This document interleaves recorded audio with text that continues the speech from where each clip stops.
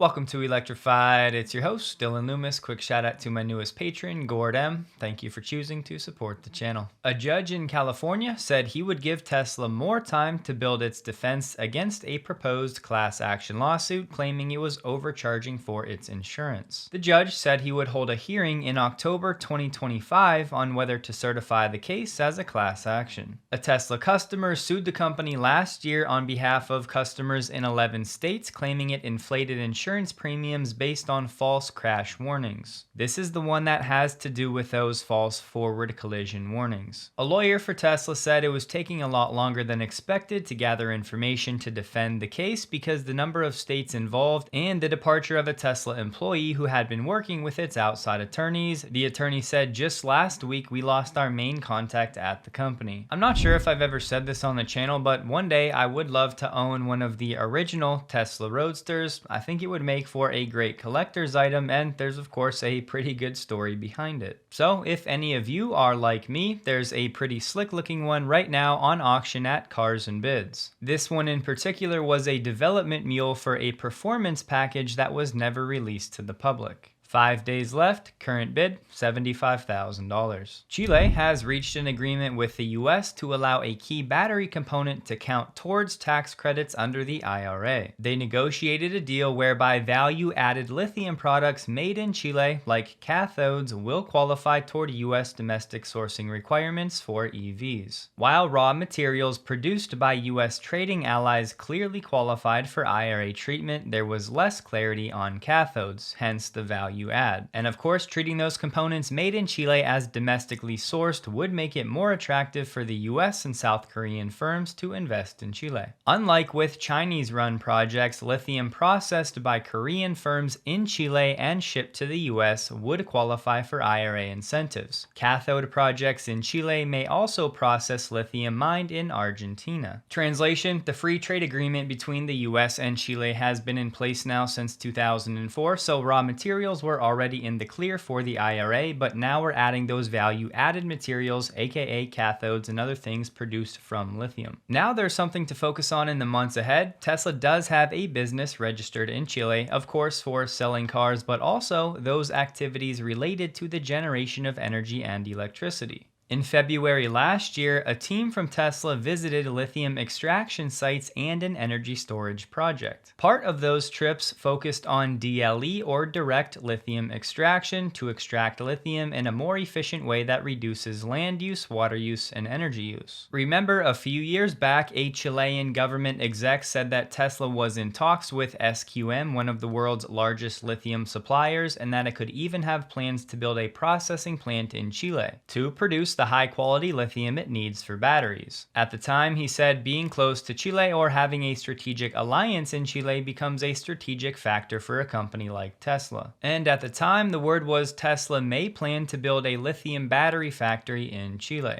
And looking at Tesla's impact report from last year, one of Tesla's direct suppliers, Albemarle, does have 2 locations in Chile. So the IRA qualification umbrella grows a bit, and Tesla already has relations with Chile, so perhaps it's something they could look to expand in the months and years ahead. A user on Reddit shared that her dad got a flat tire on the highway and he pulled off to the side as he was waiting for a tow, and as you can see, there was a car behind him that was not paying attention, didn't brake at all, and ran right into him. Thankfully, he was in a Model Y, and the family actually sent some video footage to Sawyer, which he was able to share, and they said the dad walked away from the Model Y unharmed. And here's the video, it's very quick.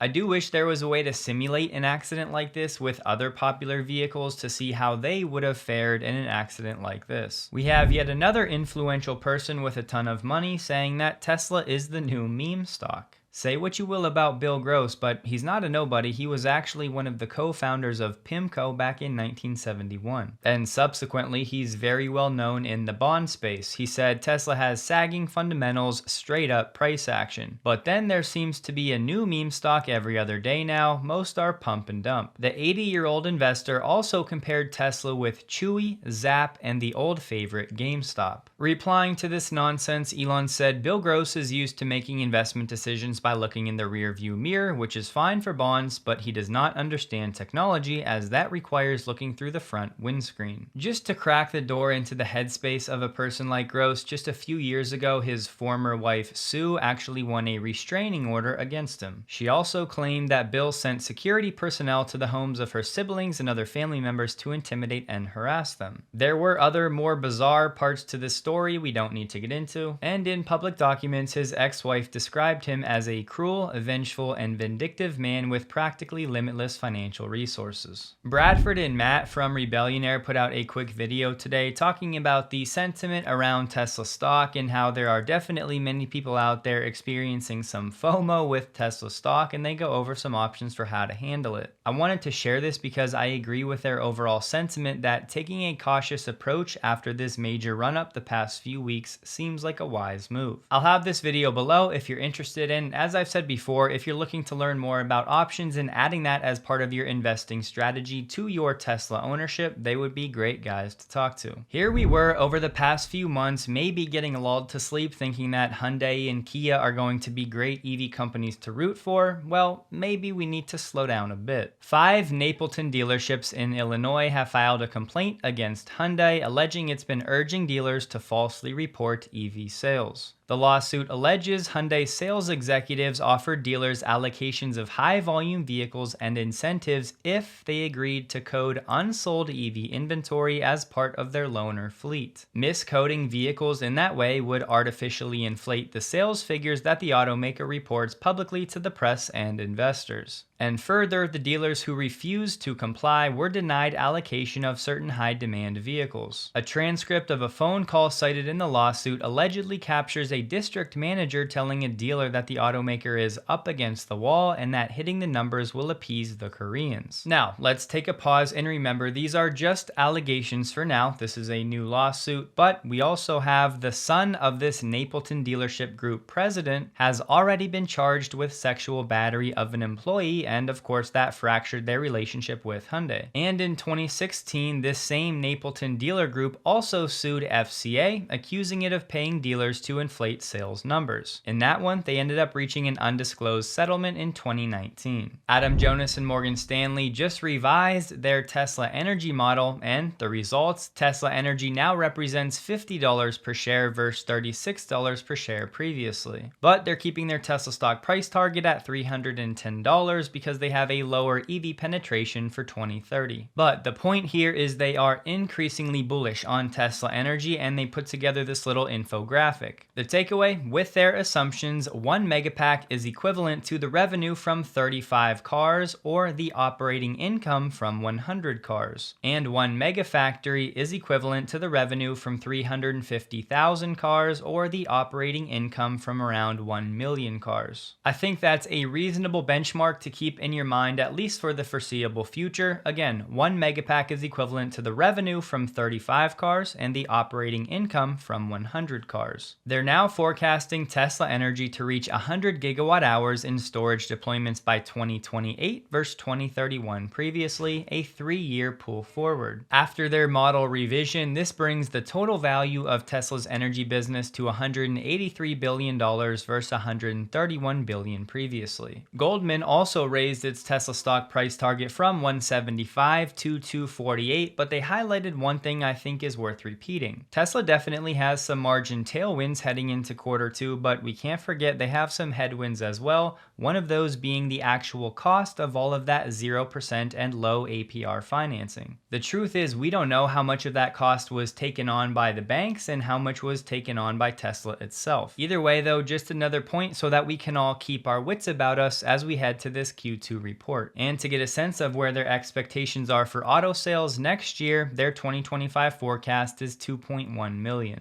Everybody out there in fitness land is saying do X reps, X number of sets to do X thing. I say you can throw all of that out the window. The question should be how few can you do while feeling a good burn using strict perfect form. Sure, you can get results copying someone, but most people need to learn how to feel their muscles firing at every different position throughout a specific movement. You need to learn what angles place the most tension on a muscle you're targeting and then perfect your movements to do exactly that. You really don't need weight to build muscle. And given everybody's imbalances and bad form, more weight often just causes more problems. You can of course implement explosive movements depending on your goals and your experience, but many should just slow down and feel one target muscle all the way through a range. Pause and squeeze at the ends and start the motion with only that muscle. Try to relax all others. And yes, I'm still taking AG1 and would recommend that you try it for yourself. I've just found I have more sustained energy when taking it compared to when I don't, and AG1's most recent independent study backs that up. 97% of participants felt more energy after taking AG1 for 30 days. They go further than any other competitor that I've seen with transparency, sourcing, and research, which is why I chose AG1. And look, it's not a cure-all panacea, but I found it to be a useful tool, and it is indeed one of the better ways to support Electrified if you'd like to. You can still get 5 travel packs and a 1-year supply of vitamin D3 K2 for free at drinkag1.com/electrified, linked below, or you can use the QR code on the screen. Cheers. Yesterday we talked about Tesla raising the price of the Model 3 in Germany thanks to the tariffs, and now they're doing something similar in other EU countries as well, including the Netherlands, Spain, Italy, and others. But they've also substantially cut prices of the Model 3 and the Model Y in Israel, in some cases over $3,000 US.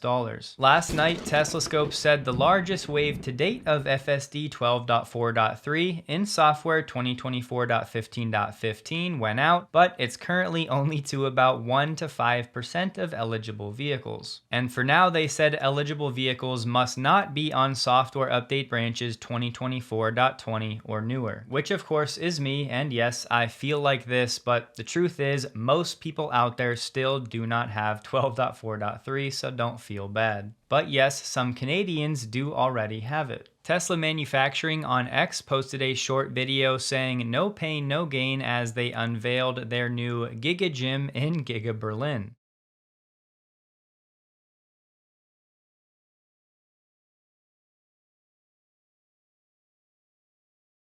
Ford is set to release another fully electric vehicle, this time the Capri, which is also going to be on VW's MEB platform, just like the Explorer. Sadly, both of these full EVs are only for the European market for now. They have no plans to bring them to the US. Is it just me, or does this look an awful lot like the Polestar 2? Beth on X highlighted Elon's full stack AGI integration play that we've been following for years, saying energy, Tesla, data, X and Starlink, compute, XAI, and robotics at Tesla. To which Elon said the new Optimus design, which will be complete later this year, is something special. Holmar said FSD 12.4.3 still ping-pongs within the lane too much on the highways, to which Elon said 12.5.x will finally combine the city and highway software stacks. So Elon confirmed what we talked about yesterday, but I'm seeing a lot of people out there saying they're thinking that autopilot will also be switched over to the FSD City Street stack, but I'm pretty confident autopilot is a separate software stack. I'm not sure how much development time autopilot has been getting, and I would imagine at some point down the line Tesla may take the FSD software and effectively replace autopilot, but I do not think a 12.5 branch is going to be that time. Remember, 12.5 is also supposed to be the release that goes to Cybertruck.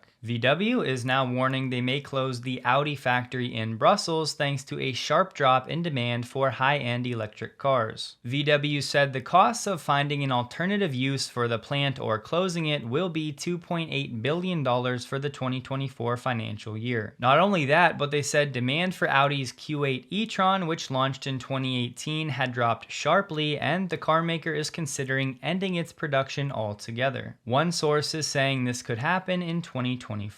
Currently, the factory in Brussels employs about 3,000 people. Balaji said China's demographic problems have robotics robotic solutions, to which Emad said China will be the first nation with 100 million and then a billion robots, not in anyone's forecast. To which Elon said the future will have far more robots than people. Carvana is now including the option for customers to apply the $4,000 used federal tax credit at checkout. Carvana will be labeling which used EVs and plug-in hybrids available on its site are tax credit eligible. They also said the savings can apply to eligible customers' financing terms. Toyota has finally made the seemingly obvious decision to invest in IONNA. This will allow Toyota and Lexus customers to access the public network of DC fast chargers that are supposed to start rolling out in North America later this year. The stations will have both NACS and CCS. If you forgot, the other 7 automakers involved with IONNA: BMW, GM, Honda, Hyundai, Kia, Mercedes, and Stellantis. Toyota still only has 2 fully electric vehicles in the US and Canada, the BZ4X and the Lexus RZ. Maryland has plans to install 23 new DC fast charging sites by the fall of 2025, which will have a total of 130 plugs. This is thanks to federal funding, and these will be at gas stations, convenience stores, travel centers, and shopping malls. And they did say part of this $12 million